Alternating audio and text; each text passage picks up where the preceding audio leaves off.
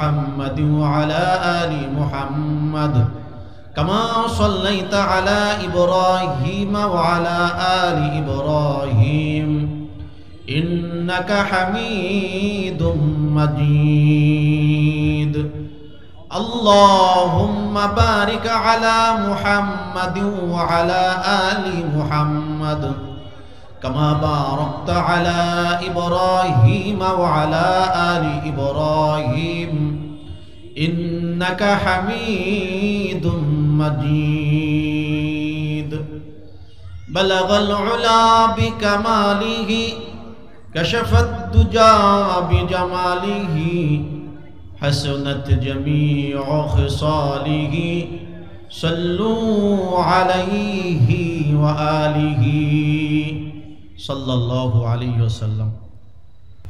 মাহফিল উপলক্ষে আমন্ত্রিত উলামায়ে কেরাম, মেহমান বৃন্দ, আমার সামনে উপবিষ্ট বিভিন্ন অঞ্চল থেকে আগত মুরব্বিনে কেরাম, বিশেষ করে আমার তরুণ ও যুবক বন্ধুরা, পর্দার আড়াল থেকে বয়ান শ্রবণরতা আমার মা ও বোনেরা, আল্লাহ রব্বুল আলামিনের দরবারে অসংখ্য অগণিত শুকর, যিনি আমাদেরকে হায়াতে জিন্দেগিতে বাঁচিয়ে রেখে মুবারক এই মজমার মধ্যে রবিউল আউয়ালের মতো মহিমান্বিত মাসে, মুবারক মাসে আল্লাহ রব্বুল আলামিনের কাছ থেকে জান্নাত লাভের আশায়, জাহান্নাম থেকে মুক্তির আশায় জুড়ে মিলে বসার তৌফিক দান করেছেন। এজন্য রব্বি করিম আল্লাহ পাকের দরবারে দিল থেকে কালিমাতুশ শুকর আদায় করে বলি আলহামদুলিল্লাহ। আমি দুটো বলেই শেষ দিব, যে আজানের সময় কাছাকাছি। আমাদের নবীর যত গুণ, খেয়াল করেন, আমাদের নবীর মধ্যে যত আদর্শ, তার মধ্যে একটা আদর্শ হলো আমাদের নবী সাল্লাল্লাহু আলাইহি সাল্লাম হলেন শ্রেষ্ঠ বিচারক। কথা বলেন, নবীজি শ্রেষ্ঠ বিচারক, আল্লাহর পরে শ্রেষ্ঠ বিচারক আমাদের নবী। কোনো সন্দেহ আছে? আমাদের এই সমাজে আমরাও কম বেশি বিচার সালিশ করি। আদালতে যারা, তারাও যেমন করেন, স্থানীয় লিডার যারা, তারাও করেন। এমনকি আপনি আপনার পরিবারের প্রধান, পরিবারের সদস্যদের মধ্যে কোনো এলোমেলোতা যদি হয়, সেগুলো আপনি সমাধান করেন, তো সেক্ষেত্রেও আপনি বিচারক। কথা বলেন, আমি উস্তাদ ছাত্রদের মাঝে আমি বিচারক, আমি পীর আমার মুরিদের মাঝে আমি বিচারক, আমি আমির তো মামুরের মাঝে আমি বিচারক, আমি মুবাল্লিগের বিচারক। কথা বলেন, ঠিক না? ঠিক না? আমি কোন একটা পদে আছি, আমার অধীনস্থ যারা, ওই হলের সকলে আমার অধীনস্থ, আমি তাদের বিচারক। বলে বিচারক তো আপনি, কিন্তু আপনার বিচারটা হতে হবে নবীজির আদর্শ অনুপাতে। কথা বলেন, নবীর আদর্শ কি বিচারের ক্ষেত্রে? হক যেখানে তুমি সেখানে হক বিচার তুমি করবে। তোমার বিরুদ্ধে যদি যায়, হক থেকে তুমি এক চুল নড়বে না। কথা বলেন, নবী সাল্লাল্লাহু আলাইহি সাল্লামের জমানায় এক মহিলা চুরি করেছেন, বনু মাখজুমের নাম, তার ফাতিমা, নবীর মেয়ের সাথে তার নাম, চুরি করে ধরা পড়েছে। আমাদের সমাজে মহিলারা চোর আছে না নাই? জোরে কয় না। বরং বাংলাদেশের ইতিহাস খুঁজলে দেখা যাবে পুরুষের থেকে মহিলা চোর হলো বেশি।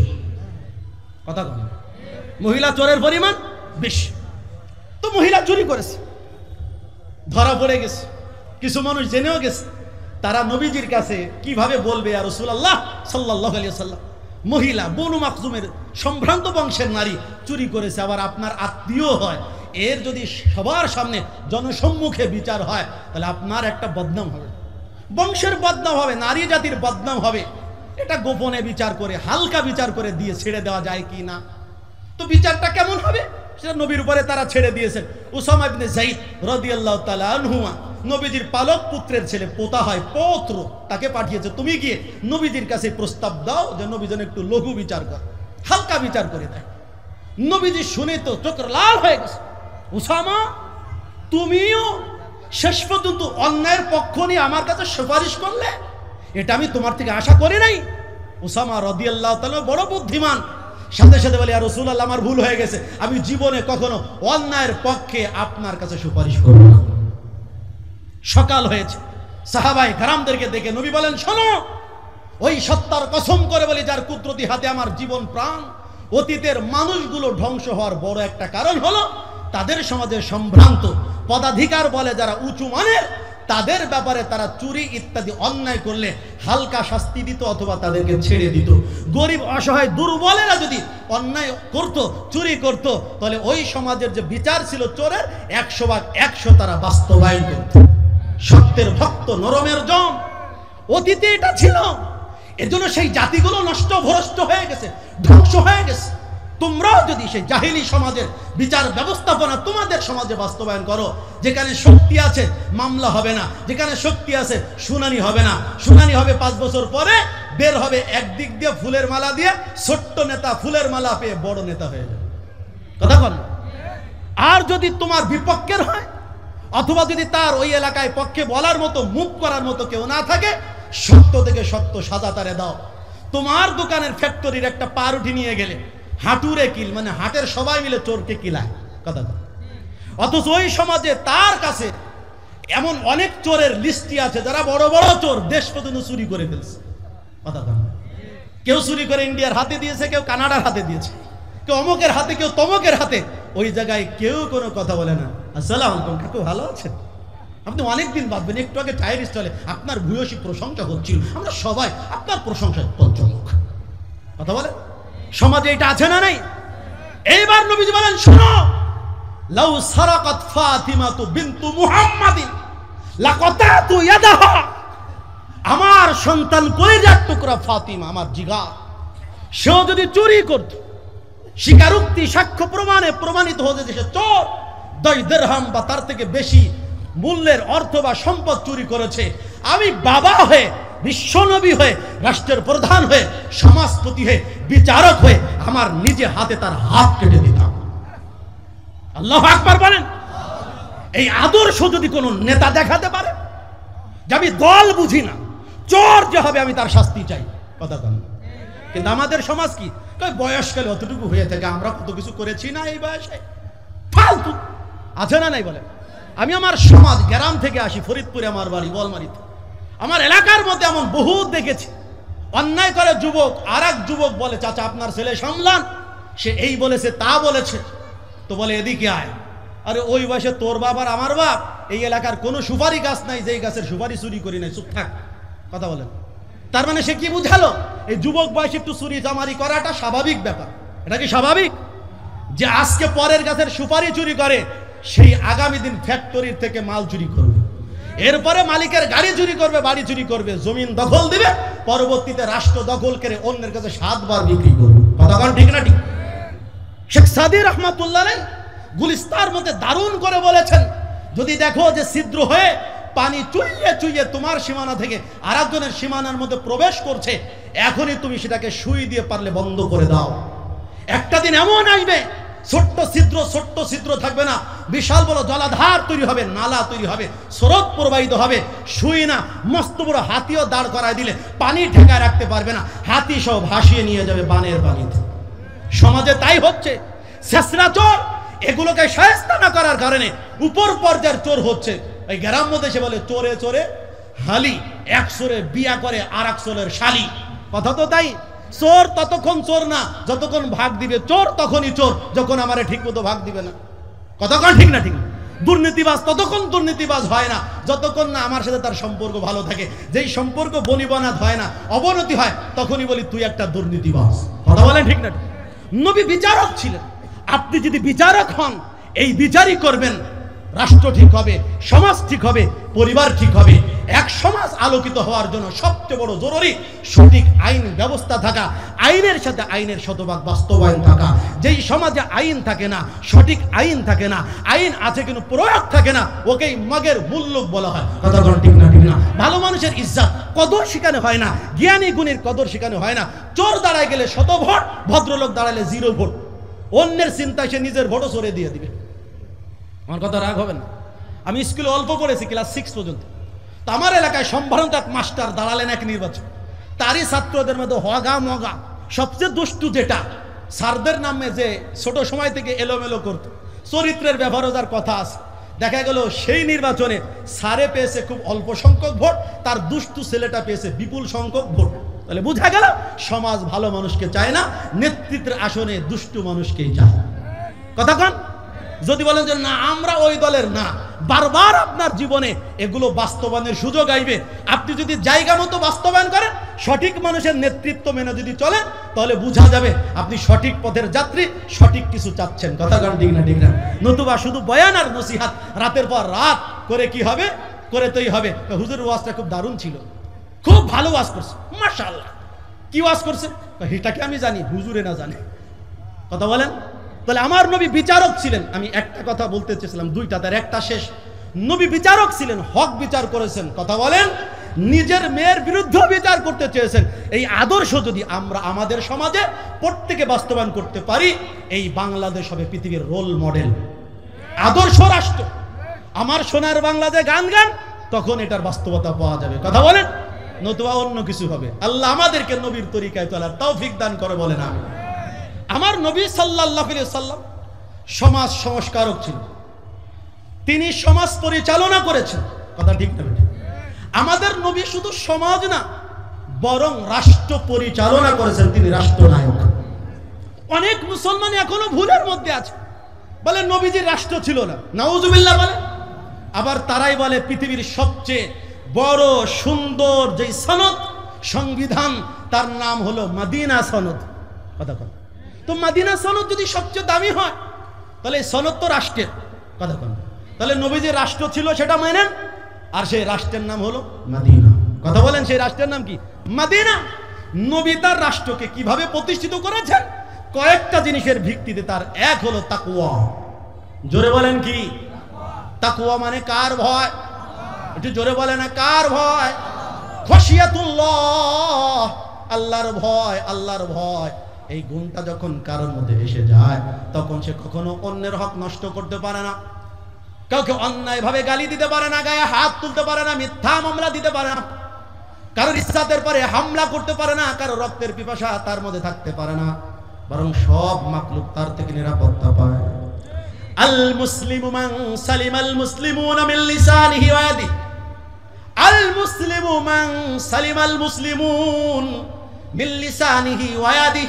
নবী আমার বলেন, তোমাদের মধ্যে পরিপূর্ণ কামেল মুসলমান ওই ব্যক্তি যার হাতের থেকে, জিহ্বা থেকে, রসনা থেকে অপরাপর সমস্ত মুসলমান নিরাপদে থাকে। নবীজি এমন তাকওয়াময় সমাজ গঠন করেছেন।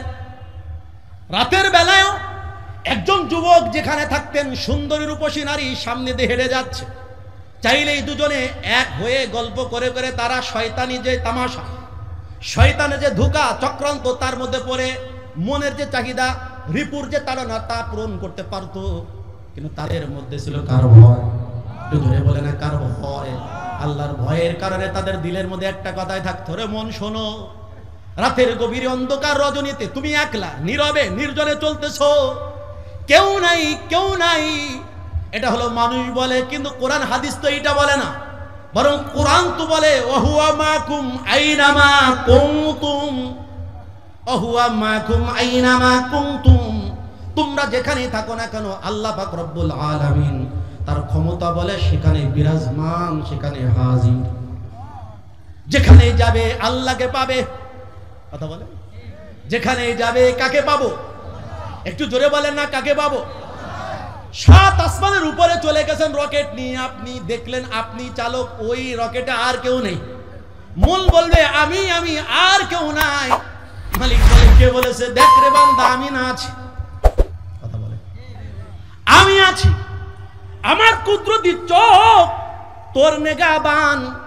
লা তাখুদুহু সিনাতু ওয়ালা নাওম, লা তাখুদুহু সিনাতু ওয়ালা নাওম। রব্বে কারীম কেমন হাই, কেমন কাইয়ুম, কেমন চিরঞ্জীব সত্তা, কেমন ওয়ানাদি, কেমন অনন্ত। বলে যে মালিকের চোখে ঘুম নেই, যিনি ঘুমান না, সুবহানাল্লাহ বলে, যিনি তন্দ্রা দেন না, তন্দ্রাচ্ছন্ন হন না, জীবনী দেন না, ওই মালিক আমাকে আপনাকে সবখানেই দেখেন না, দেখেন না। বলে বলে শুধু তাই না, মালিকের ভয় আর তাকওয়া দিলের মধ্যে যখন ঢুকে যায়, মালিক তখন ওই বান্দারে বলে, গোলাম শোনো, ভালো করে জেনে রাখো, তুমি যেখানে যাও আমার পক্ষ থেকে কিছু ফেরেশতা কিন্তু তোমার সাথে যায়। কথা বলে, তুমি দেখবা এখানে গোয়েন্দা বিভাগের কেউ নাই, এলাকার কমিশনার উপদেষ্টাদের কেউ নাই, মেম্বার নাই, চেয়ারম্যান নাই, তার প্রতিনিধি নাই, এমপি নাই, মন্ত্রী নাই, সচিব নাই, ডিসি নাই, এসপি নাই, ওসি নাই, দারোগা নাই, এসআই নাই, ডিআইজি নাই, আইজি নাই, বলে কেউ নাই, প্রশাসনের কেউ নাই, অন্যায় করলে কে দেখবে, কেউ নাই। মালিক বলে না রে গোলাম আছে, একটু দেখ না, কিরামান কাতিবিন ইয়ালামুনা মা তাফআলুন, কিরামান কাতিবিন ইয়ালামুনা মা তাফআলুন। সম্মানিত লেখক ফেরেশতাগণ তারা জানেন তোমরা যা করো, শুধু জানেন না বরং তারা লেখেন। লেখার পরে যেইটা প্রস্তুত হয় তাকে আরবিতে বলে সহিফা। বোঝানোর স্বার্থে সহজ করে আমরা বলি তার নাম হলো আমলনামা। এই আমলনামাও হবে কি হবে না জোরে বলেন, বলতে হবে, হবে না? হবে না? আল্লাহু আকবার। শুধু তাই না, রব্বে কারীম বলে গোলাম মনে রেখো তুমি যা করো আর না করো এই কথা মনে রেখো, জমিনের উপর দেই কিন্তু তুমি চলো। কথা কয়, তুমি লঞ্চে থাকো, স্টিমারে থাকো, রাতে থাকো আর দিনে থাকো, মানুষের মধ্যে জনসম্মুখে নীরবে নির্জনে একাকী যেখানে থাকো, রব্বে কারীমের জমিনের পর্দায় তুমি চলো। এই জমিন কিন্তু তোমার সব কাজের সাক্ষী হয়ে যাচ্ছে। ইয়াউমা ইদিন তুহাদ্দিসু আখবারাহা, কিয়ামতের ময়দানে জমিন যা কিছু এর মধ্যে চলে ফিরে আমি আপনি করি সব আল্লাহর কাছে বিবরণ দিয়ে দিবে। আল্লাহ বলেন শুধু তাই না, তোমার অঙ্গ প্রত্যঙ্গ তোমার পক্ষে বিপক্ষে সাক্ষী হবে। আল-ইয়াউমা নাখতিমু আলা আফওয়াহিহিম ওয়া তুকাল্লিমুনা আইদিহিম ওয়া তাশহাদু আরজুলুহুম বিমা কানু ইয়াকসিবুন। আমার সাথে তোমাদের হাত কথা বলবে, পা কথা বলবে, তোমাদের মুখের পরে মোহর মেরে দেব আমি আল্লাহ, বাকশক্তি রহিত করে দেব। এই পচা জবান দিয়ে কোনো কথা আমি আর গ্রহণ করব না, শুনবো না। ও গোলাম শুধু তাই না, ভালো করে মনে রেখো সমস্ত আমল কিন্তু একটা খাতার মধ্যে প্রস্তুত হচ্ছে, তার নাম সহিফা আমলনামা। এটা তোমাদের হাতে হাতে তুলে ধরা হবে। ওর মধ্যে পাবে ডে বাই ডে, কোন টাইমে, কোন সেকেন্ডে, কোন বারে, কোন মাসে, কোন সপ্তাহে কোথায় কি করছে বিস্তারিত বিবরণ সেখানে থাকবে। এমন পরিস্থিতি হবে, মালিক বলেন হাতের মধ্যে আমলনামা যখন মানুষগুলো পাবে তো বলবে মালি হাদাল কিতাব লা ইগাদিরু সগীরাতাও ওয়ালা কাবীরাতান ইল্লা আহসাহা। এই কেমন আমলনামা দিয়েছেন আল্লাহ, ছোট গুনাহ বড় গুনাহ সব গুনাহগুলো এর মধ্যে লিখে ফেলেছে, সীমাবদ্ধ করে ফেলেছে। এই কথাগুলো যখন একটা মানুষের দিলের মধ্যে ঢুকিয়ে দেওয়া যায় তখন ওই মানুষ কোন জায়গায় সমাজ রাষ্ট্র পরিচালনা করতে গিয়ে দুর্নীতি করে না। ঠিক না বেঠিক? নবী এই তাকওয়া দিয়ে প্রত্যেক সাহাবীর দিল তৈরি করেছেন, যার কারণে সাহাবায়ে কেরামের এমন সুন্দর জিন্দেগি হয়েছে। রাদিয়াল্লাহু আনহুম ওয়া রাদু আন, আল্লাহ তাদের পরে রাজি হয়ে গেছেন, তারাও আল্লাহর পরে রাজি হয়ে গেছেন। এবং নবীর সাহাবাদের প্রশংসা আল্লাহ করে বলেন আমার নবীর সাহাবা আস-সাবিকুনাল আউওয়ালুন মিনাল মুহাজিরিন ওয়াল আনসার ওয়াল্লাযীনা ইত্তাবাউহুম বিইহসান রাদিয়াল্লাহু আনহুম ওয়া রাদু আন ওয়া আ'আদ্দা লাহুম জান্নাতিন তাজরি তাহতাহাল আনহার। আল্লাহ বলেন আমার নবীর আগে পরের সব সাহাবী জান্নাত। কথা এখানেই শেষ। এই যে সাহাবায়ে কেরাম এই চরিত্রের হয়েছেন তার পিছনে বড় কারণ হলো তাকওয়া। তাহলে নবীর অনুসারীদের মধ্যে তাকওয়া লাগে। কথা বলেন, আপনি রাষ্ট্রনায়ক, সমাজনায়ক ইত্যাদি যা কিছু করেন আর না করেন আগে তাকওয়ার গুণে গুণান্বিত হয়ে নিয়েন। আর তাকওয়ার গুণে যদি গুণান্বিত হতে চান মুত্তাকি আল্লাহওয়ালারে খুঁজে তার সোহবতে পড়ে যান। কথা বলেন ঠিক না? এখানে যেই ব্যক্তির মাজার আমি শুনলাম কবির রহমাতুল্লাহি আলাইহি বহুত বড় বুজুর্গ ছিলেন। কথা বলেন ঠিক না? বলে সে কেমন ছিলেন তার হিস্টোরি খুঁজেন, দেখবেন তাকওয়া আর তাকওয়া খুঁজে দেখেন তাকে কেন্দ্র করে কি হচ্ছে সেই আলাপ আমার না। প্রত্যেক বুজুর্গের প্রথম তিনি বড়ই ভালো থাকেন, পরবর্তীরা তারে নিয়ে ব্যবসা করে। কথা বলেন। বলি ভাই আল্লাহওয়ালাদের কাছে যেতে হয়, আল্লাহওয়ালাদের মজলিসে বসতে হয়। আজকের মুসলমান নিজের শরীরের অসুস্থতার জন্য পিজি হাসপাতালে যায়। কথা বলেন।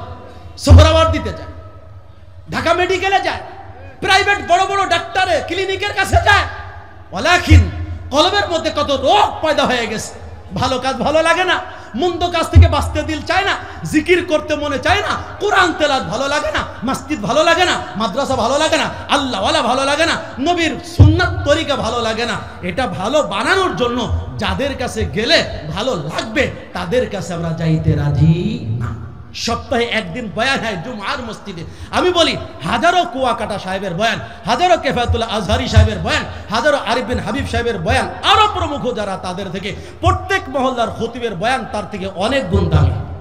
কারণ খতিবেরা প্রত্যেক সপ্তাহে এক সপ্তাহ মেহনত করে মুক্তাজা হাল স্থানকাল পাত্রের চাহিদাকে সামনে রেখে আমাদেরকে এক সপ্তাহ রুহানি মেডিসিন দেন, রুহানি প্রতিষেধক দেন, পথ্য দেন। কিন্তু আমরা জুমার দিনে ঘড়ি ধরে 1:30 জামাত হলে 25 গিয়ে সুন্নাত পড়ি, বয়ান শুনি না।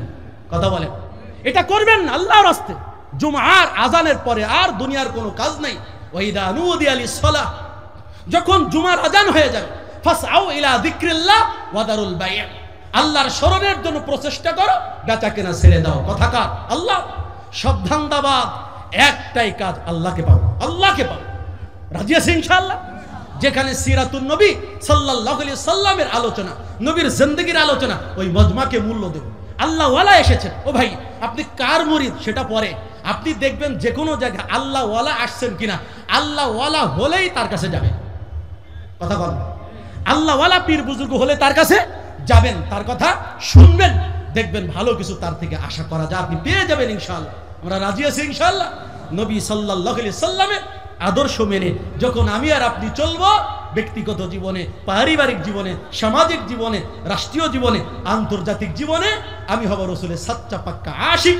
আর রসুল বলে ওমান আহাব্বানি কানা মাই ফিল জান্নাহ, আমার আশিকরা আমার সাথে জান্নাতি। আল মারউ মা মান আহাব্বা, যার সাথে যার মহব্বত তার সাথে তার কিয়ামত। বলেন যার সাথে যার মহব্বত তার সাথে তার কিয়ামত। একটু জোরে বলেন, যার সাথে যার মহব্বত তার সাথে তার কিয়ামত। আপনি বাংলাদেশে বসে যদি বলেন আমার নেতানিয়াহু খুব ভালো লাগে, তুই মরছো, তোর হাসর নেতানিয়াহুর সাথেই হবে। কথা বল, আমার কথা রাগ হন। এই বাংলাদেশে বসো ইসরায়েলের পক্ষে কথা বলে এমন নর্দমার কীট আছে না নাই? পুরা পৃথিবী সোচ্চার ইসরায়েলের মতো এমন জালেম এই পৃথিবীতে এখন তো নাই, কয়েক শতাব্দীর মধ্যে পাওয়া যাবে না। আমার কাছে তথ্য আছে, মাত্র কয়েক মাসের মধ্যে গাজার মতো ফুলে ফলে সৌরভে সুশোভিত একটা সুন্দর সাজানো শহর বিমের পরে বম্বিং করে উপর্যুপরি যত রকম অত্যাচার আছে করে করে প্রায় 64,000-এর মতো মুসলমান শহীদ করে দিয়েছে। লাখের উপরে যারা বস্তুহারা, কয়েক লক্ষের উপরে বস্তুহারা, যাদের বাড়িঘর হারিয়েছে, সাজানো শহর এখন ধ্বংসস্তূপে পরিণত হয়েছে। কথা বলেন, যেই সময় আপনি যেই স্তরে হন না কেন, আপনি যদি মুসলমান হন, নবীর বাণী আল মুসলিমুনা কাজাসাদিন ওয়াহিদ ইশতাকা আইনুহু ইশতাকা কুল্লুহু ইশতাকা রাসুহু ইশতাকা কুল্লুহু, গোটা মুসলিম সমাজ একটা দেহের মতো। দেহের একটা অঙ্গের নাম হলো চোখ। চোখ যদি আঘাতপ্রাপ্ত হয়, চোখের ব্যথা শুধু চোখে থাকে না, মাথা থেকে পা পর্যন্ত সব জায়গায় এটা প্রবেশ করে, ব্যথিত হয়। মাথার আঘাত মাথায় থাকে না, পুরো শরীরে অনুভব হয়। মুসলমান এমনই হবে, পৃথিবীর যেই প্রান্তে একজন মুসলমান অন্যায়ভাবে নিগৃহীত হবে, মাজলুম হবে, অত্যাচারিত হবে, আমি মনে করব আমি নিজেই মাজলুম হয়েছি। কথা বলেন, ধিক্কার জানায় আরব শাসকদেরকে। আরব শাসকেরা গতকাল কাতারে বসেছে, বসার পরে তারা সবাই যদি কঠিন ভাষায় বলে আজকের পর থেকে যদি আর একটা বোমের আঘাত কোন মুসলিম সাম্রাজ্যে পড়ে, শুধু গাজা নয়, ইরান হোক, গাজা হোক, সিরিয়া হোক, ইয়ামান হোক, কাতার হোক, কোথাও যদি পড়ে, তোমাদের সাথে সর্বপ্রকার আমাদের যত অর্থনৈতিক ব্যাপার আছে চুক্তি সব বাতিল। কথা বল, তোমাদের সাথে আমাদের কোনো সম্পর্ক থাকবে না। বরং অতীতে যারা গাজার পরে জুলুম করেছ এর আন্তর্জাতিক বিচার হতে হবে, বিচারের মতো বিচার। তাহলে দেখতেন অল্প দিনের মধ্যে পৃথিবীটা শান্ত হয়ে যেত। আসল কথা হলো সবাই তলে তলে টেম্পু চালায়। টেম্পু চালানো বুঝেন তো? মানে যার সাথে যেমনি চললে নিজের মসনদ ঠিক থাকে সেই তরিকায় আরবেরা আছে। কষ্ট লাগে, কিন্তু আমরা মুসলমান অন্তত এই দেশে যারা আছে, আমরা চাইলেই তো আর গাজায় গিয়ে তাদের পক্ষে যুদ্ধ করতে পারবো না, কারণ ভৌগোলিকভাবে আমরা সেই পজিশনে নাই। কথা বল। কিন্তু আমাদের দিল আছে, দিল, আমাদের কলব জিগার আছে। এই কলবটা তোমরা গাজাবাসী মুসলমানদেরকে দিয়ে দিতে পারো।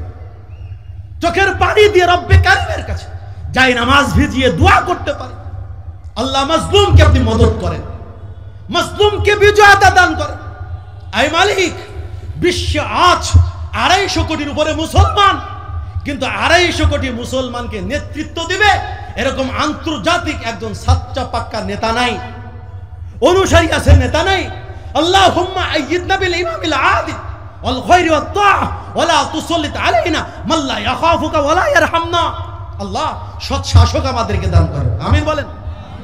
আল্লাহ আপনি আমাদেরকে সৎ শাসক দ্বারা শক্তিশালী করুন, যে আমাদেরকে কল্যাণের হুকুম দিবে, যে আমাকে আপনার রাসূলের আনুগত্যের ফরমান দিবে, যে হক প্রতিষ্ঠা করবে, সৎ কাজ করবে, সৎ কাজের আদেশ করবে, অন্যায় কাজ করবে না, অন্যায় থেকে মানুষকে বাধা দিবে, এমন কাউকে আমাদেরকে দান করেন, এমন কাউকে আমাদের শাসক বানাবেন না আল্লাহ, যে আপনাকে ভয় করে না, যে আপনাকে ভয় করে না, যে আমাদের প্রতি দয়া করে না, এমন কাউকে আমরা চাই না। এরকম দোয়া করা যায় না? না যায় না? হ্যাঁ রে মুসলমান, দোয়া করার জন্য নামাজ শর্ত। কথা কান ঠিক না? আমাদের গ্রাম্য ভাষায় বলে খালি সালাই গিরা আটে না, মানে শুধু বস্তাকে আপনি যে কোনো ভাবে গিট দিতে পারবেন না। গিট দিতে হলে আগে বস্তার মধ্যে কিছু মালামাল ঢোকাতে হবে, এরপরে কি করতে হবে? গিট দিতে হবে। কথা বলেন। আরে সবচেয়ে বড় দোয়া তো নামাজ। বিশ্বের যে কোনো জায়গায় মুসলমানের পরে জুলুম হবে তো আমার পরে জুলুম হবে, আমি অন্তত এতটুকু তো করতে পারবো, তাদের পক্ষে আওয়াজ তুলবো, তাদের জন্য দোয়া করবো, এতটুকু করতে পারবো তো ইনশাআল্লাহ। আল্লাহ আমাদেরকে তৌফিক দান করে বলেন আমিন। ও ভাই, নবী সাল্লাল্লাহু আলাইহি সাল্লামের আদর্শ এটাই হলো আমাদের জীবন, এটাই আমাদের ভালো করার, সফলতা লাভ করার একমাত্র উপায় আর মাধ্যম। অন্য কোনো কিছুতে আমরা জীবনে সফল হতে পারবো না। আসুন আমরা নবীর তরিকায় চলার চেষ্টা করি। আল্লাহ পাক আমাকে যা কিছু বলিয়েছেন, ভুল ত্রুটিগুলো মাফ করে দেন। সহি সহি কথার উপরে আমাকে, আপনাকে, সকলকেই আমল করার তৌফিক দান করে বলেন আমিন। ভুল যদি কিছু বলে থাকি আল্লাহ মাফও করে দেন, আমাদের সবার মাথা থেকে ভুল কথাগুলোকে আল্লাহ মুছে দেন, বলেন আমিন। আর ভালো কথাগুলো দিলের মধ্যে রেখে আমলের তৌফিক দান করে সকলে বলি আমিন। ওয়া আখিরু দাওয়ানা আনিল হামদুলিল্লাহি রাব্বিল আলামিন। আসসালামু আলাইকুম ওয়া রাহমাতুল্লাহি ওয়া বারাকাতুহু।